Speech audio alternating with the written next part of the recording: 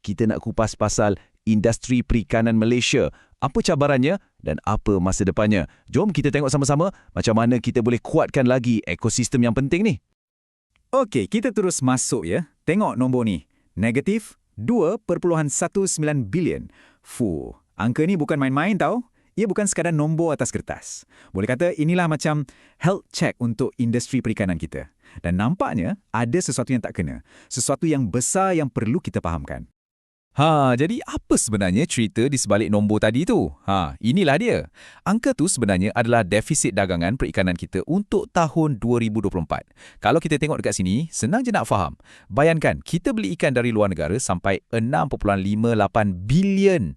Tapi kita jual ikan kita keluar cuma 4.39 bilion. Jauh beza kan? Memang tak seimbang langsung. Jadi, inilah isu utamanya. Defisit ikan berbilion ringgit Malaysia. Kita nak korek lebih dalam. Kenapa jadi macam ni dan apa kesannya pada kita semua? So, dari mana datangnya semua ikan yang kita import ni? Okey, carta ni tunjuk dengan jelas. Kebanyakannya datang dari jiran-jiran kita je. China paling atas, lepas tu Vietnam dan Thailand. Ini menunjukkan betapa kita banyak bergantung pada negara luar untuk penuhi permintaan ikan dalam negara kita sendiri.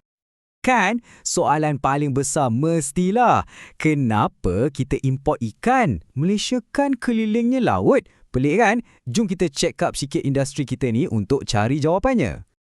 Okey, bila kita tengok dari dalam, kita nampak satu benda yang macam paradoks. Sebelah sini, kita ada kekuatan.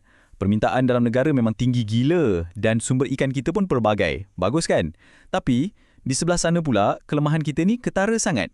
Operasi masih kecil-kecilan, kos nak jalan pun tinggi. Lepas tu kita lambat nak guna teknologi baru. Benda-benda inilah yang jadi punca masalah sebenarnya. Lepas tu, bila kita tengok pula faktor luaran, lagi mencabar. Peluang tu memang ada. Contohnya, kita boleh buat produk yang lebih bernilai atau guna digital untuk urus bekalan. Tapi ancaman dia pun besar. Perubahan iklim, pencemaran dan yang paling teruk, persaingan dengan ikan import yang murah. Cuba fikir, kos kita dah lah tinggi. Macam mana nak lawan harga kan?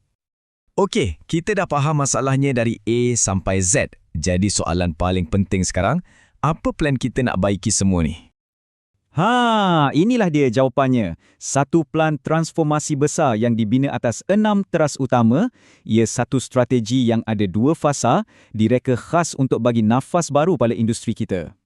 Yang bestnya, plan ni ada 2 bahagian. Fasa pertama, kita fokus kuatkan asas dulu. Macam nak bina rumah, kena pastikan tapak tu kukuh. Lepas tu, baru kita masuk fasa kedua, iaitu memacu nilai. Kat sini kita mula tingkatkan kualiti dan daya saing. Semua teras ni saling berkait dan membantu antara satu sama lain. Jom kita tengok sekejap 6 teras ni. Mula-mula, tadbir urus yang baik. Lepas tu, R&D dan teknologi untuk inovasi. Ketiga, tarik pelaburan. Keempat, seimbangkan perdagangan. Kelima, atasi halangan pasaran atau non-tariff measures. Dan akhir sekali, buka lebih banyak akses pasaran untuk produk kita. Okey, plan atas kertas dah ada. Sekarang, jom kita tengok macam mana benda ni nak dijalankan. Apa tindakan-tindakan sebenar yang akan diambil? Untuk isu perdagangan, strateginya ada 2 serampang. Boleh kata macam serang dan bertahan. Untuk ekspor, kita kena lebih proaktif, cari pasaran baru, buat perjanjian supaya senang jual. Dalam masa yang sama, kita kena bertahan. Kita kena jaga pasaran dalam negara. Kawalan import tu kita ketatkan. Bukan nak halang terus, tapi nak lindungi nelayan kita dan pastikan ikan yang masuk tu selamat, siap dengan label yang lebih jelas untuk kita semua. Pernah tak perasan satu benda? Jenama ikan kita tak berapa kuat kan? Bila jenama tak kuat, susah nak lawan produk import yang orang dah kenal. Jadi, plannya adalah untuk bina jenama kita sendiri. Kita nak bina kepercayaan. Inisiatif macam Fish Best dengan Q-Fish ni, ia bukan setakat logo cantik-cantik. Ia adalah cop jaminan kualiti supaya kita sebagai pengguna rasa lebih yakin. Dan dalam semua ni, ada satu fokus khas yang boleh jadi game changer, iaitu industri tuna.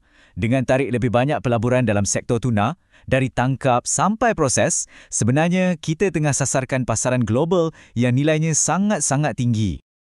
Okey, kita dah tengok strategi dia. Sekarang, jom kita fast forward sikit. Kalau semua ni menjadi, macam mana rupa industri perikanan kita menjelang tahun 2030 nanti? 97.8%. Ini sasaran besar kita untuk kadar sara diri. Maksudnya, senang je. Hampir semua ikan yang kita makan datangnya dari Malaysia sendiri. Kita tak perlu lagi risau sangat pasal bekalan dari luar. Kita dah boleh berdiri atas kaki sendiri. RM5,500. Angka ni pula bukan pasal ekonomi negara je. Ini pasal orang, pasal nelayan kita, pasal usahawan kita. Matlamatnya, pendapatan bulanan mereka boleh capai tahap ni supaya kerja keras mereka tu betul-betul berbaloi.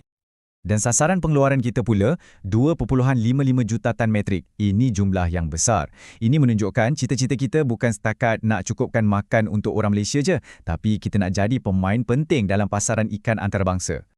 Dan semua ni, ia bukan sekadar mimpi. Ada plan yang jelas untuk capai semua sasaran tu.